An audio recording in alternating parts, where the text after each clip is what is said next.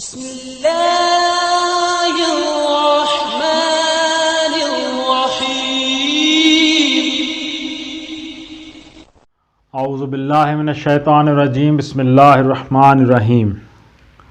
السلام علیکم۔ آج آپ کا میزبان ڈاکٹر کاشف بشیر تفہیم القرآن سیریز کی قسط نمبر 151 کے ساتھ آپ کے سامنے حاضر خدمت ہے، جس میں ہم انشاءاللہ العزیز سورہ الانفال کی آیت نمبر 70 سے آغاز کر رہے ہیں، اس دعا کے ساتھ کہ ہمارے جتنے بھی بزرگ دوست احباب، جتنے بھی مسلمان بھائی اس دنیا سے جا چکے ہیں، اللہ تعالیٰ اپنی رحمت سے ان کے لیے آسانیاں فرمائے، ان کے تمام صغیرہ کبیرہ گناہ معاف فرمائے اور ان کو جنت کا اعلیٰ مقام عطا فرمائے۔ اسی دعا کے ساتھ آغاز کرتے ہیں۔ بسم اللہ الرحمن الرحیم۔ یا ایہا النبی قل لمن فی ایدیکم من الاسراء ان یعلم اللہ فی قلوبکم خیرا یؤتکم خیرا مما اخذ منکم ویغفر لکم واللہ غفور الرحیم۔ ترجمہ: اے نبی صلی اللہ علیہ وآلہ وسلم، تم لوگوں کے قبضے میں جو قیدی ہیں ان سے کہو اگر اللہ کو معلوم ہوا کہ تمہارے دلوں میں کچھ خیر ہے تو وہ تمہیں اس سے بڑھ چڑھ کر دے گا جو تم سے لیا گیا ہے، اور تمہاری خطائیں معاف کرے گا۔ اللہ درگزر کرنے والا اور رحم فرمانے والا ہے۔ وَإِن يُرِيدُوا خِيَانَتَكَ فَقَدْ خَانُوا اللَّهَ مِن قَبْلُ فَأَمْكَنَ مِنْهُمْ وَاللَّهُ عَلِيمٌ حَكِيمٌ۔ ترجمہ: لیکن اگر وہ تیرے ساتھ خیانت کا ارادہ رکھتے ہیں تو اس سے پہلے وہ اللہ کے ساتھ خیانت کر چکے ہیں، چنانچہ اسی کی سزا اللہ نے انہیں دی کہ وہ تیرے قابو میں آ گئے۔ اللہ سب کچھ جانتا ہے اور حکیم ہے۔ ان الذین آمنوا وہاجروا وجاہدوا باموالہم وانفسہم فی سبیل اللہ والذین آووا ونصروا اولئک بعضهم اولیاء بعض والذین آمنوا ولم یہاجروا ما لکم من ولایتہم من شیء حتی یہاجروا وَإِنِ اسْتَنصَرُوكُمْ فِي الدِّينِ فَعَلَيْكُمُ النَّصْرُ إِلَّا عَلَىٰ قَوْمٍ بَيْنَكُمْ وَبَيْنَهُم مِّيثَاقٌ وَاللَّهُ بِمَا تَعْمَلُونَ بَصِيرٌ۔ ترجمہ: جن لوگوں نے ایمان قبول کیا اور ہجرت کی اور اللہ کی راہ میں اپنی جانیں لڑائیں اور اپنے مال کھپائے، اور جن لوگوں نے ہجرت کرنے والوں کو جگہ دی اور ان کی مدد کی، وہی دراصل ایک دوسرے کے ولی ہیں۔ رہے وہ لوگ جو ایمان تو لے آئے مگر ہجرت کر کے دارالاسلام میں آ نہیں گئے تو ان سے تمہارا ولایت کا کوئی تعلق نہیں ہے جب تک کہ وہ ہجرت کر کے نہ آ جائیں۔ ہاں، اگر وہ دین کے معاملے میں تم سے مدد مانگیں تو ان کی مدد کرنا تم پر فرض ہے، لیکن کسی ایسی قوم کے خلاف نہیں جس سے تمہارا معاہدہ ہو۔ جو کچھ تم کرتے ہو اللہ اسے دیکھتا ہے۔ آیت میں آیا کہ جو ہجرت کر کے نہ آئے ان سے تمہارا ولایت کا کوئی تعلق نہیں ہے جب تک کہ وہ ہجرت کر کے نہ آئیں۔ تفسیر میں آتا ہے یہ آیت اسلام کے دستوری قانون کی ایک اہم دفعہ ہے۔ اس میں یہ اصول مقرر کیا گیا ہے کہ ولایت کا تعلق صرف ان مسلمانوں کے درمیان ہوگا جو یا تو دارالاسلام کے باشندے ہوں یا اگر باہر سے آئیں تو ہجرت کر کے آ جائیں۔ باقی رہے وہ مسلمان جو اسلامی ریاست کے حدود ارضی سے باہر ہوں تو ان کے ساتھ مذہبی اخوت تو ضرور قائم رہے گی لیکن ولایت کا تعلق نہ ہوگا، اور اسی طرح ان مسلمانوں سے بھی یہ تعلق ولایت نہ رہے گا جو ہجرت کر کے نہ آئیں بلکہ دارالکفر کی رعایا ہونے کی حیثیت سے دارالاسلام میں آئیں، یعنی اسی کے شہری ہوتے ہوئے آئیں۔ ولایت کا لفظ عربی زبان میں حمایت، نصرت، مددگاری، پشتیبانی، دوستی، قرابت، سرپرستی اور اس سے ملتے جلتے تمام مفہومات کے لیے بولا جاتا ہے، اور اس آیت کے سیاق و سباق میں صریح طور پر اس سے مراد وہ رشتہ ہے جو ایک ریاست کا اپنے شہریوں سے اور شہریوں کا اپنی ریاست سے اور خود شہریوں کا آپس میں ہوتا ہے۔ پس یہ آیت دستوری و سیاسی ولایت کو اسلامی ریاست کے عرضی حدود تک محدود کرتی ہے اور ان حدود سے باہر کے مسلمانوں کو اس مخصوص رشتے سے خارج کر دیتی ہے۔ اس عدم ولایت کے قانونی نتائج بہت وسیع ہیں جن کی تفصیلات بیان کرنے کا یہاں موقع نہیں ہے۔ مثال کے طور پر صرف اتنا اشارہ کافی ہوگا کہ اسی عدم ولایت کی بنا پر دارالکفر اور دارالاسلام کے مسلمان ایک دوسرے کے وارث نہیں ہو سکتے، ایک دوسرے کے قانونی ولی نہیں بن سکتے، گارڈین نہیں بن سکتے، باہم شادی بیاہ نہیں کر سکتے، اور اسلامی حکومت کسی ایسے مسلمان کو اپنے ہاں ذمہ داری کا منصب نہیں دے سکتی جس نے دارالکفر سے شہریت کا تعلق نہ توڑا ہو۔ علاوہ بریں یہ آیت اسلامی حکومت کی خارجی سیاست پر بھی بڑا اثر ڈالتی ہے۔ اس کی روح سے دولت اسلامیہ کی ذمہ داری ان مسلمانوں تک محدود ہے جو اس کی حدود کے اندر رہتے ہیں۔ باہر کے مسلمانوں کے لیے کسی ذمہ داری کا بار اس کے سر نہیں ہے۔ یہی وہ بات ہے جو نبی صلی اللہ علیہ وآلہ وسلم نے اس حدیث میں فرمائی ہے، جس کا مفہوم ہے میں کسی ایسے مسلمان کی حمایت و حفاظت کا ذمہ دار نہیں ہوں جو مشرکین کے درمیان رہتا ہو۔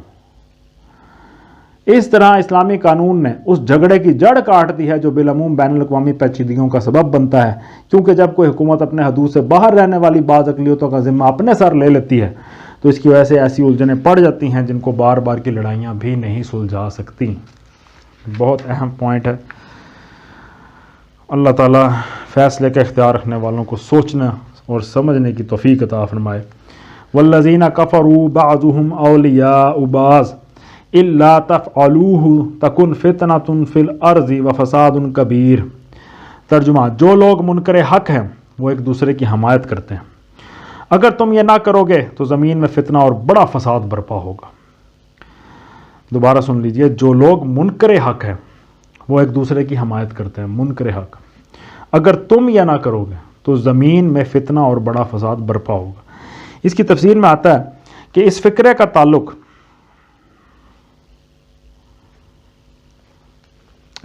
تعلق اگر قریب ترین فکرے سے مانا جائے تو مطلب یہ ہوگا کہ جس طرح کفار ایک دوسرے کی حمایت کرتے ہیں، اگر تم اہل ایمان اسی طرح آپس میں ایک دوسرے کی حمایت نہ کرو تو زمین میں فتنہ اور فساد عظیم برپا ہوگا۔ اور اگر اس کا تعلق ان تمام ہدایات سے مانا جائے جو آیت نمبر 72 سے یہاں تک دی گئی ہیں تو اس ارشاد کا مطلب یہ ہوگا کہ اگر دارالاسلام کے مسلمان ایک دوسرے کے ولی نہ بنیں، اور اگر ہجرت کر کے دارالاسلام میں نہ آنے والے اور دارالکفر میں مقیم رہنے والے مسلمانوں کو اہل دارالاسلام اپنی سیاسی ولایت سے خارج نہ سمجھیں، اور اگر باہر کے مظلوم مسلمانوں کی مدد مانگنے پر ان کی مدد نہ کی جائے، اور اگر اس کے ساتھ ساتھ اس قاعدے کی پابندی بھی نہ کی جائے کہ جس قوم سے مسلمانوں کا معاہدہ ہو اس کے خلاف مدد مانگنے والے مسلمانوں کی مدد نہ کی جائے گی، اور اگر مسلمان کافروں سے موالات کا تعلق ختم نہ کریں تو زمین میں فتنہ اور فساد عظیم برپا ہوگا۔ اس حوالے سے پچھلی آیت کی ایک ایکسپلینیشن دی گئی ہے تفسیر میں، جو آیت نمبر اس کے آخری حصے میں، اس آیت کے پچھلی آیت کے آخری حصے میں آیا تھا جہاں پہ کہ لیکن کسی ایسی قوم کے خلاف نہیں جس سے تمہارا معاہدہ ہو۔ اس حوالے سے تفسیر میں آیا ہے کہ اوپر کی آیت میں دارالاسلام سے باہر رہنے والے مسلمانوں کو سیاسی ولایت کے رشتے سے خارج قرار دیا گیا۔ اب یہ آیت اس امر کی توضیح کرتی ہے کہ اس رشتے سے خارج ہونے کے باوجود وہ دینی اخوت کے رشتے سے خارج نہیں ہے۔ اگر کہیں ان پر ظلم ہو رہا ہے اور وہ اسلامی برادری کے تعلق کی بنا پر دارالاسلام کی حکومت اور اس کی باشندوں سے مدد مانگیں تو ان کا فرض ہے کہ اپنے ان مظلوم بھائیوں کی مدد کریں۔ لیکن اس کے بعد مزید توضیح کرتے ہوئے فرمایا گیا کہ ان دینی بھائیوں کی مدد کا فریضہ اندھا دھند انجام نہیں دیا جائے گا، سوچ سمجھ کے دیا جائے گا، بلکہ بین الاقوامی ذمہ داریوں اور اخلاقی حدود کا پاس و لحاظ رکھتے ہوئے ہی انجام دیا جا سکے گا۔ اگر ظلم کرنے والی قوم سے دارالاسلام کے معاہدانہ تعلقات ہیں تو اس صورت میں مظلوم مسلمانوں کی کوئی ایسی مدد نہیں کی جا سکے گی جو ان تعلقات کی اخلاقی ذمہ داریوں کے خلاف پڑتی ہو۔ اس آیت میں معاہدے کے لیے میثاق کا لفظ استعمال ہوا۔ اس کے مادہ وثوق ہے جو عربی زبان کی طرح اردو زبان میں بھی بھروسے اور اعتماد کے لیے استعمال ہوتا ہے۔ پھر اس طرح آیت میں بینکم و بینہم میثاق کے الفاظ ارشاد ہوئے، یعنی تمہارے اور ان کے درمیان اگر معاہدہ ہو۔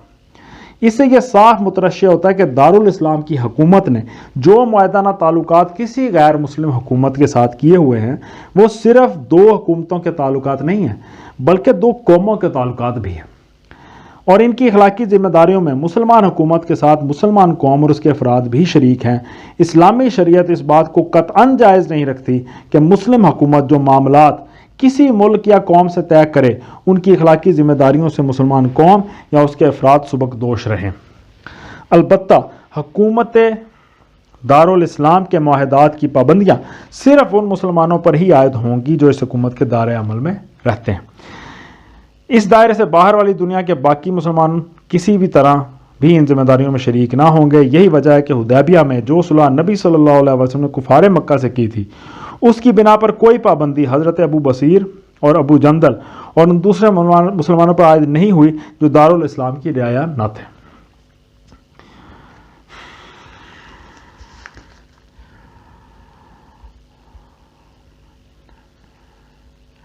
والذین آمنوا وہاجروا وجاہدوا فی سبیل اللہ والذین آووا ونصروا اولئک هم المؤمنون حقا لہم مغفرۃ ورزق کریم۔